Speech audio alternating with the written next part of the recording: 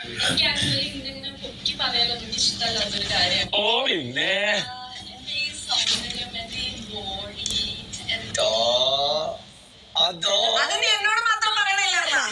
ആൾക്കാരൊക്കെ ഭയങ്കര അതിന് ഇഷ്ടപ്പെടുന്നുണ്ട്. പിന്നെ അൺവൈറ്റിലൊരു മഞ്ഞ് വീഴുന്നതാണോ? പിന്നെ ആൾക്കാർ പറയും ഇപ്പോൾ ടൂർ വന്നിട്ടാണ് ഇവിടെ വരുന്നത്.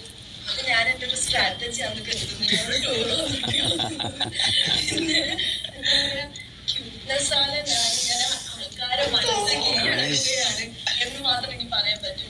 പിന്നെയാണ് എന്റെ ആൾക്കാരൊക്കെ പറയും ക്യൂട്ടസ്റ്റ്, എന്ത് ക്യൂട്ടാണെന്നൊക്കെ പറഞ്ഞത് തൊടുമ്പോ എനിക്ക് ഭയങ്കര ഒരു സന്തോഷമാണ്. ബിക്കോസ് എനിക്കത് കുട്ടി പറയുന്നത് ഭയങ്കര എന്താണ് എനിക്കങ്ങനെ ഇഷ്ടമല്ല. എനിക്കറിയാം ഞാൻ വലിയൊരു ഗെയിമർ ആണെന്നുള്ളത്. അതിനെ വേറെ അറിയിക്കാനും എനിക്ക് താല്പര്യം. സ്വകാര്യതയാണ്. അപ്പൊ പുറത്തുള്ള ആൾക്കാരെയൊക്കെ അറിയിക്കാൻ എനിക്ക് ഭയങ്കര ഇഷ്ടം. പുറത്തുള്ള ആൾക്കാർ അത് അറിയുന്നുണ്ടെന്ന് ഞാൻ വിചാരിക്കുന്നുണ്ട്. പിന്നെ ടൂറ് വന്നതെന്നൊക്കെ പറഞ്ഞല്ലോ, അത് ഞാൻ പറഞ്ഞ പോലെ എന്റെ സ്ട്രാറ്റജിയാണ്. പിന്നെ ക്യൂട്ട്നെസ് വാരി തരുന്നത് എന്റെ സ്ട്രാറ്റജിയാണ്. അല്ല, പൊങ്ങച്ച പറയുന്നത് എനിക്ക് ഇഷ്ടമല്ല. പിന്നെ ബിക്കോസ് ഈ ഒരു ടാസ്ക് തന്നോണ്ട് നല്ലപോലെ മലയാളം സംസാരിക്കാൻ അറിയാലോ. എനിക്കാണ് ഇവിടെ ഏറ്റവും വൃത്തിക്ക് മലയാളം സംസാരിക്കാൻ. അതെ, ഞാൻ എപ്പോഴും വിചാരിച്ചിട്ടുണ്ട് കോഴിക്കോട് സ്ലാങ് ഞാനിവിടെ ഉപയോഗിച്ചാൽ ആൾക്കാർ കളിയാക്കണമൊക്കെ. പക്ഷെ അല്ല, എനിക്ക് ഭയങ്കര ഇഷ്ടമാണ് എന്റെ സ്ലാങ്. അതുകൊണ്ട് ഞാൻ ആ സ്ലാങ്ങിൽ സംസാരിക്കുന്ന ചിലപ്പോൾ ആൾക്കാർക്ക് മനസ്സിലാവും. ചിലപ്പോൾ ആൾക്കാർ മൈൻഡ് കൂടി ആക്കില്ല. കാരണം എന്താണെന്ന് മനസ്സിലാവാത്തതുകൊണ്ട്. അപ്പൊ എനിക്ക് എന്റെ സ്ലാങ് ഭയങ്കര ഇഷ്ടമാണ്, ആൾക്കാർക്ക് ഭയങ്കര ഇഷ്ടമാണ്, എന്നെ ഭയങ്കര ഇഷ്ടമാണ്. ഞാനൊരു ടോപ്പ് 5-ലൊക്കെ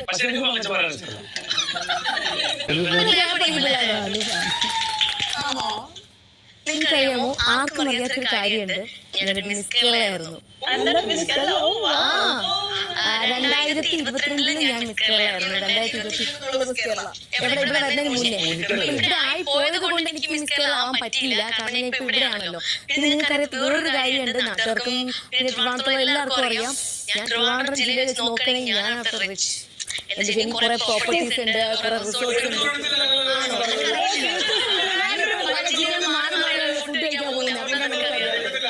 ഞാനതങ്ങനെ പറഞ്ഞു നടക്കാറില്ല.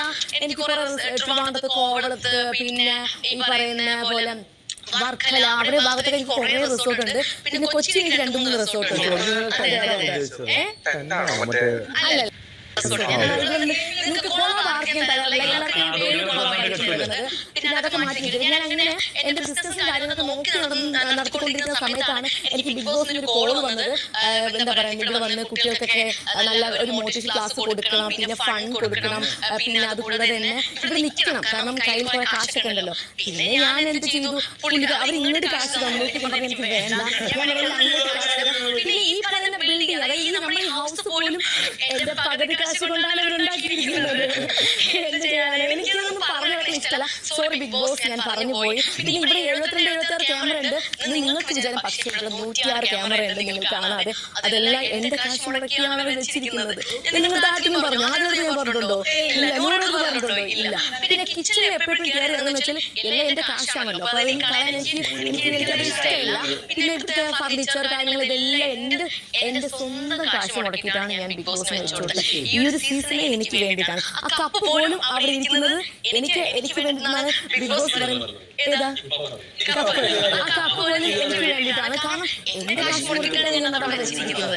പിന്നെ എന്താ പറയുക, എനിക്ക് സൗന്ദര്യം പലപ്പോഴും തോന്നിട്ടുണ്ട്. പിന്നെ ഇവിടെ വന്നിട്ടുള്ള പല ബോയ്സും, ഈ അനീഷ് ഉൾപ്പെടെ നിന്റെ അടുത്ത് നോട്ടം ഉണ്ടെന്ന് എനിക്കറിയാം. കാരണം ഞാൻ ഫസ്റ്റ് ഇവിടെ വന്ന് കയറിയപ്പോൾ പോലും എന്നെ ഭയങ്കര നോട്ടമായിരുന്നു. എല്ലാവർക്കും എന്നെ പ്രപ്പോസ് ചെയ്യുന്നത് ഭയങ്കര ആഗ്രഹമായിരുന്നു. പക്ഷെ ഞാൻ നിന്ന് കൊടുത്തിട്ടില്ല. ഞാൻ പോകുന്നതിന് മുന്നേ ഒരാളെ മാത്രമേ കൊണ്ടുപോകുന്നത് എല്ലാവർക്കും അറിയാമല്ലോ. പിന്നെ കപ്പ് കൊണ്ടുപോകണമെന്ന് എനിക്കറിയാമല്ലോ.